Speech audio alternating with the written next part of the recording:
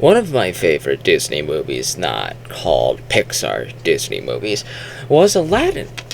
Aladdin was one of those films that I really, really enjoyed alongside Hercules and Treasure Planet. Those were my top three Disney movies of that Renaissance period that really, really captivated me. And when I found out that they were going to make yet another Disney live action remake of Aladdin, I was, well, not necessarily impressed. I had watched a couple of these already. I have Beauty and the Beast, the live action remake. It was okay. Honestly, that was probably the most okay one of the current era Disney remakes. My favorite Disney remake will always be 101 Dalmatians, because it's just a very fun movie. They don't have the dogs talking, obviously, like they did in the cartoon, but they had very memorable actors that were very competent in their roles. Hugh Laurie, Glenn Close, very fantastic actors. And it was very funny. It was a very funny movie. The sequel's okay, I guess, but the first one will always be one of my favorite live-action animated film remakes. And it's crazy that Disney freaking buried those movies. They haven't re-released those two movies in, I don't think, ever. Since they released the films on DVD, the 2000, I guess like 2000, 2001, when DVD was a thing, when they first released those on DVD, that was the only time. I haven't seen a re-release of 101 and 102 Dalmatians live action. It was just very sad. I want to collect that again. I want to have that part of my memories. It's stuck on VHS. So, unless I get a VCR, I'm not going to be able to watch those movies again for quite some time. But at least I could take a look at Aladdin, I guess. Maybe. Is it good? Well, yes and no. It's not even close to the animated classic, obviously. There's something that Disney, modern Disney especially, seems to not understand. Is that what put their company on the map is animation. Yes, that's what put their company on the map. They committed movie magic with a lot of their earlier films. Snow White is a timeless classic that will never get old. The animation techniques used in Snow White, rotoscoping, that basically means you film a live action scene and then you trace over it frame by frame, animate it to make realistic motion in animated format. It was a thing that Fleischer Studios was doing all the time, and like the Superman comics and Betty Boop. But they did it for Snow White, and it looked fantastic. A lot of these classic Disney movies, Dumbo, Pinocchio, were all fantastic.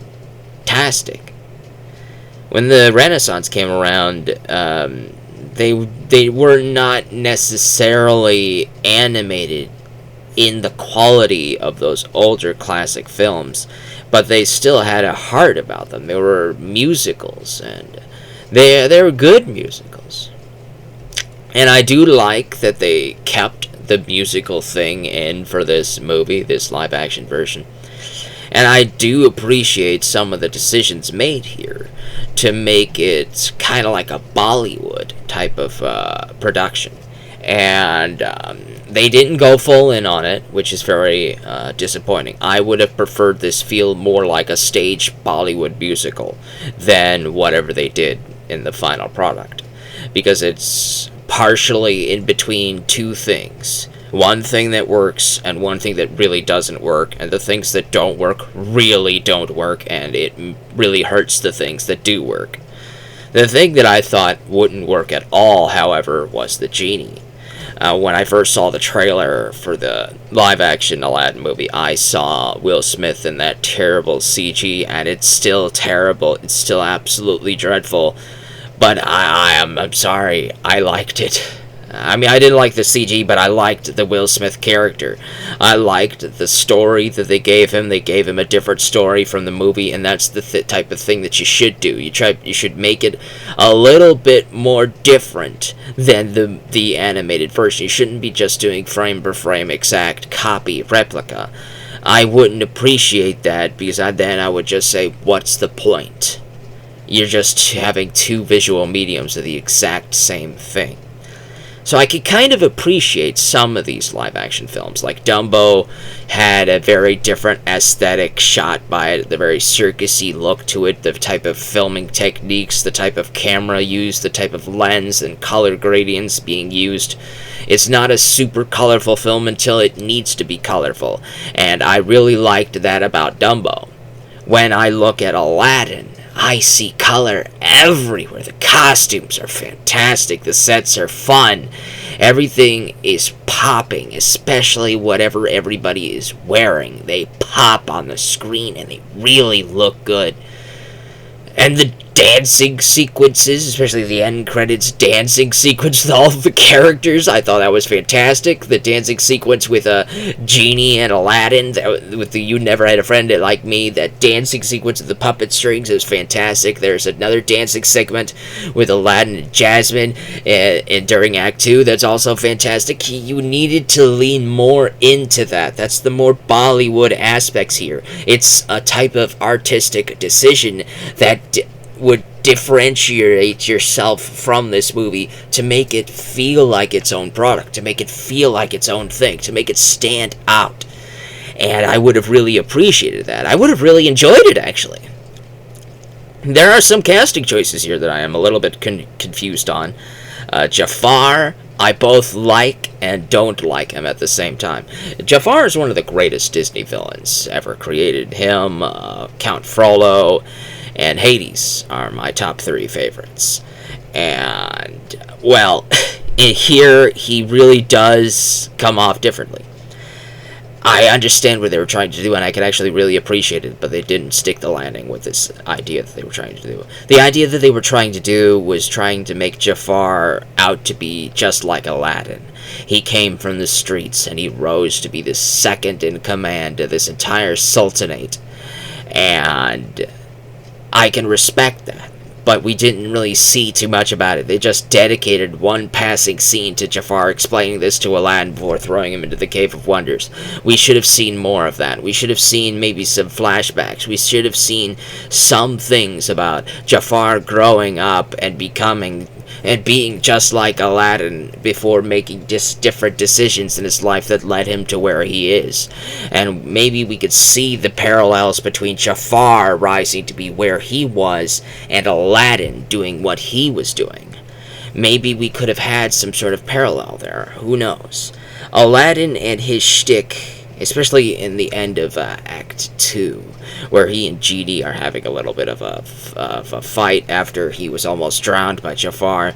Aladdin says, "Oh, I'm not going to use the last wish to set you free." And it kind of feels like he's following in Jafar's footsteps, the footsteps of the scenes that we never got to see. Had we seen those scenes, this type of parallel with Aladdin's decision-making here could have made some great sense, could have made some great character dynamics and character growth, where Aladdin realizes he's becoming just like the guy who's trying to kill him, and he makes a change. It would have been fantastic, but they really did not stick that landing. It's very disappointing. Very disappointing. You can tell there's a lot of rewrites and reshoots or script changes, and I don't like that. You know, it has to happen. It just has to happen. But I can usually appreciate it when it's a person's vision. Like the single person makes this idea, makes this shtick. And I don't know, but I think there were better ways you could have done that. Carpet's fine. He's animated very well, but then again, he was already animated very well. You're just animating him in a different format. Carpet was much more animated, like personality-wise, in this one, though, and it didn't really translate too well here. That's the problem with animation and live action, and trying to translate animation into live action.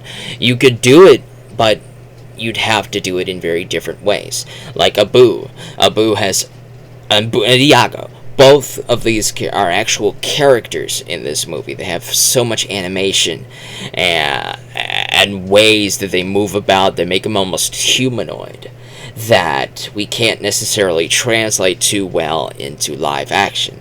And so they suffer greatly in live action. Iago's personality is just a parrot that repeats words like a parrot would just randomly talk. There's no more really exaggerated voices and mannerisms. Iago was a complete character in this film, and Iago here is just there, I guess.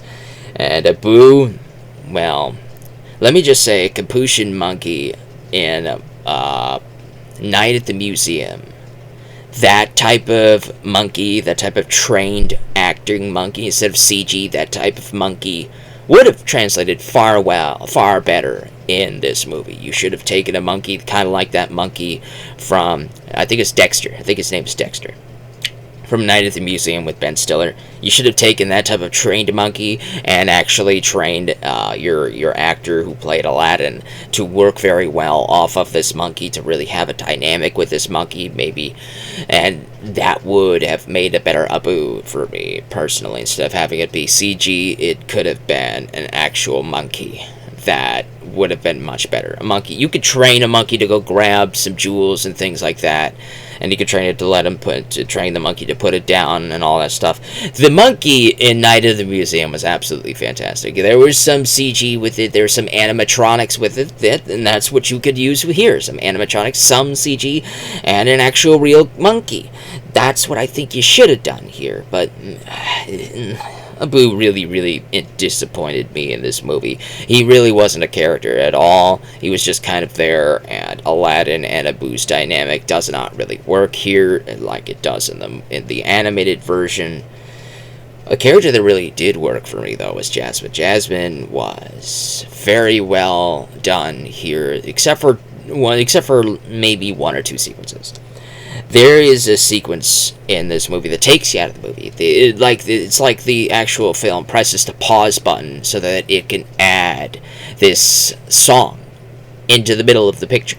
They completely pause the narrative so that this song could play. And after this song is done, you realize it was all in her head.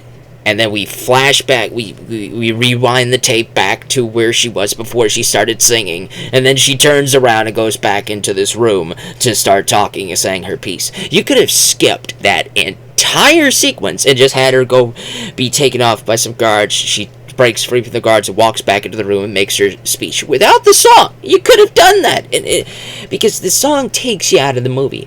If you could have written it a little bit better and made it more natural to the sequence, maybe that would have worked a little bit better. But the way they did this here, they just shoved this thing in here, and I didn't care for it. It took you out of the movie, and it did not need to be there.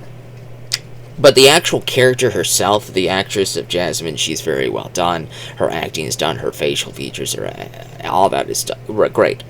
And Aladdin's actor, he looks like Aladdin. He feels like Aladdin. But when he tries to become Prince Ali and he tries to be all nervous and stuff, you can feel the embarrassment. It's very cringe. It's very terrible. But his dynamic with Will Smith as Genie in his human form, very fantastic. Will Smith is one of the best characters. He carried the movie for me. He was fantastic in this film.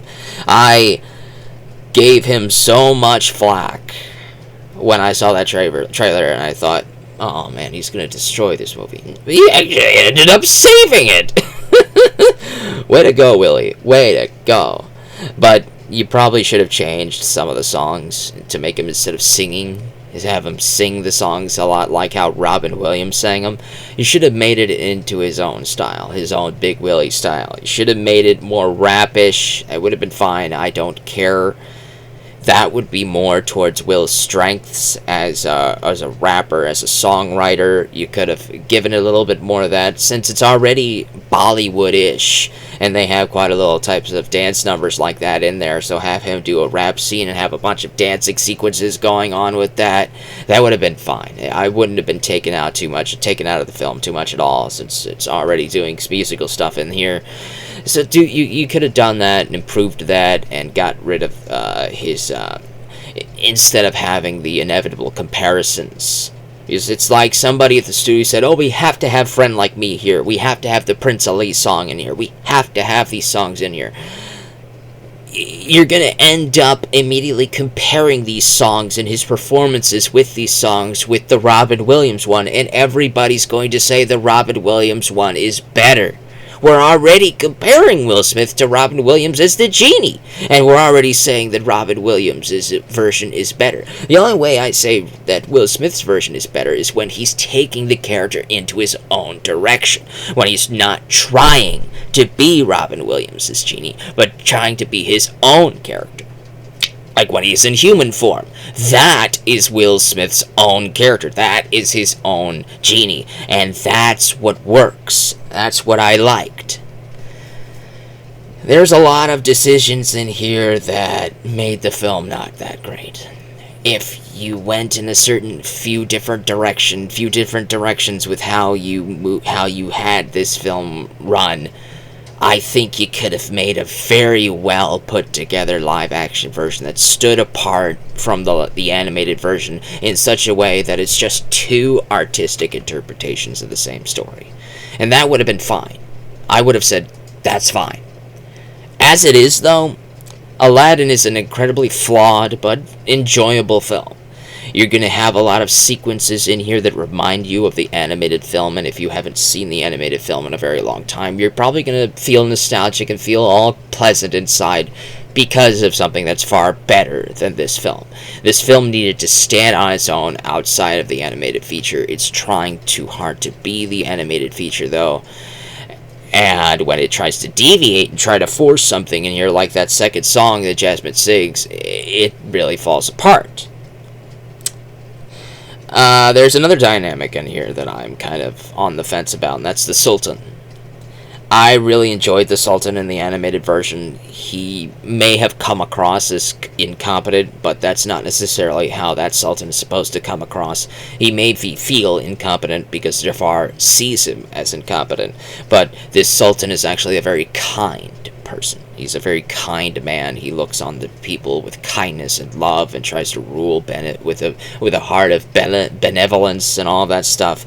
And he dotes on his daughter, he loves on his daughter, and Jafar just sees somebody who is not interested in seizing more power.